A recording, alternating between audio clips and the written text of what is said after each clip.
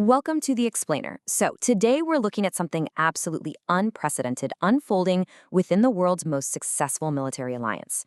The alliance that was literally built to deter Soviet aggression is, well, it's currently fracturing.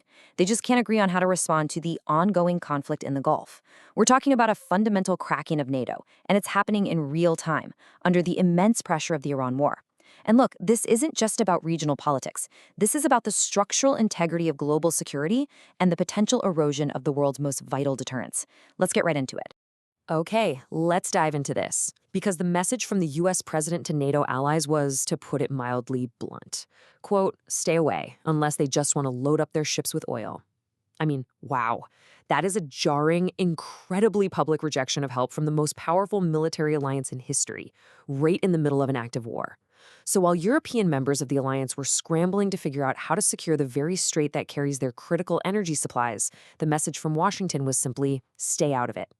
This marks a massive departure from decades of unified military doctrine. Act 1, the unwanted alliance. Right now, we're witnessing the shocking degradation of an 80-year-old relationship. Think about that. For 8 decades, the US and the UK have been the absolute closest of military allies. But when the US requested the use of RAF bases, specifically RAF Fairford and the shared base at Diego Garcia for strikes on Iran, Britain actually said no. They actively blocked access, and the US didn't just let that slide either. They retaliated by pulling their support for the UK's really delicate Chagos Islands deal. So you have a relationship forged over 2 world wars, literally breaking down over base access. Now, what's really interesting about this slide is this specific number, 26. Back on April 17th, leaders from France, Germany, Italy, and Britain all met in Paris. And they actually brought in over 24 other world leaders via video conference, totaling 26 leaders, just to plan a multinational naval escort for commercial shipping in the Strait of Hormuz. Essentially, they were planning to do exactly what the US wouldn't do. And the most glaring detail in all of this? The United States wasn't invited to this meeting, nor apparently were they even interested in attending. And this fracturing isn't just happening behind closed doors. It is playing out right on the global stage. Take Turkey's President Erdogan, for example. He's openly warning that the Iran war could severely weaken Europe, and he's actively urging a peace-oriented approach. Now, keep in mind, this is Turkey we're talking about, a vital NATO member that holds the alliance's second-largest standing military force, and they are publicly criticizing a war being fought by the alliance's leading member. When you have members starting to openly critique each other's military campaigns like this, you know the foundational unity of the alliance is in deep, deep trouble. Which brings us to how the White House is actually managing these internal divisions. Well, ahead of a visit by NATO Secretary General Mark Rutte, the White House reportedly began building what is literally a naughty and nice list of NATO countries. Yeah, you heard that right. The categorizations are entirely based on their support for the Iran war. If a country supported the war, boom, they land on the nice list and receive favorable diplomatic treatment. But if they didn't, and frankly that applies to most of the alliance, they end up on the naughty list and support gets withheld. Act 2, competing legitimate grievances. To really grasp why this deadlock is so intractable, we have to look at the balance of these frustrations objectively, because both sides actually make fair points. From the European perspective, their core complaint makes a lot of sense. The US started a conflict without consulting its allies. This war heavily disrupted the vital energy supplies that Europe absolutely relies on, and now European leaders feel like they're just being left holding the bag. Forced to manage and pay for the consequences of a war they actively opposed and couldn't even stop. But on the flip side, the US perspective is totally valid too. Washington looks over at Europe and sees allies who contributed virtually nothing to Hormuz security when it mattered most.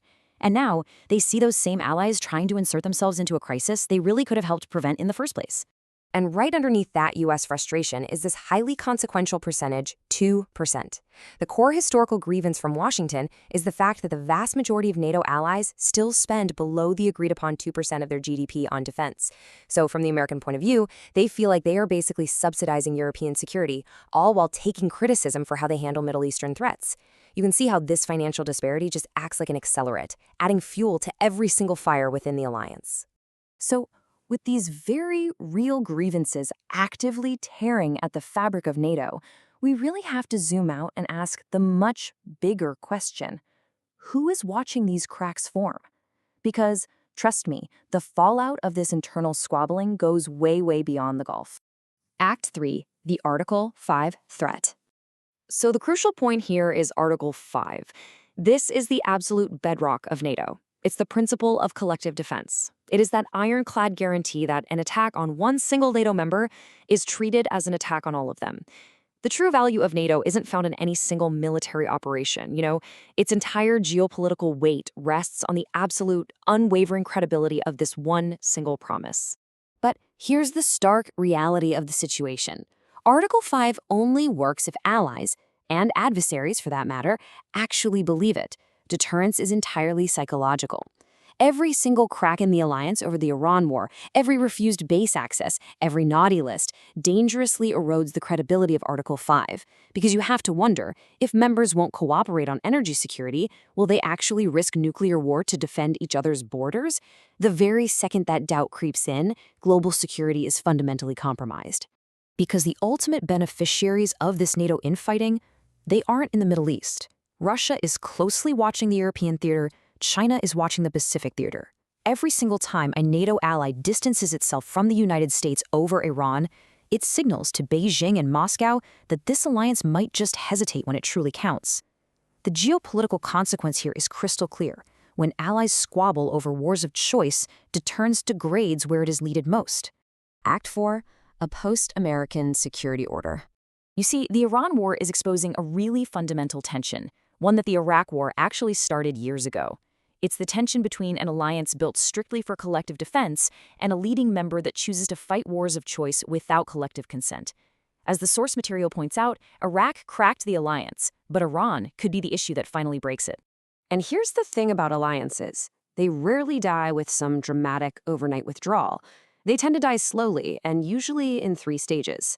Step 1 is a slow accumulation of deep grievances.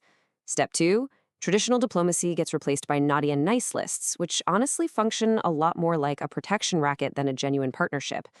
And step 3, which is actually happening right now, allies quietly start making their own alternative security arrangements with regional partners, bypassing the United States entirely. So that leaves us with this final vital question to ponder. Is this how the post-American security order begins? Not with some loud declaration or a formal treaty withdrawal, but simply with a list. The permanent global fallout of the Iran war might just be the quiet unraveling of the alliance that shaped the modern world. It's definitely a lot to think about. If you want to keep unpacking the complex systems shaping our world, make sure you're subscribed to catch our next explainer. Thanks so much for learning with us.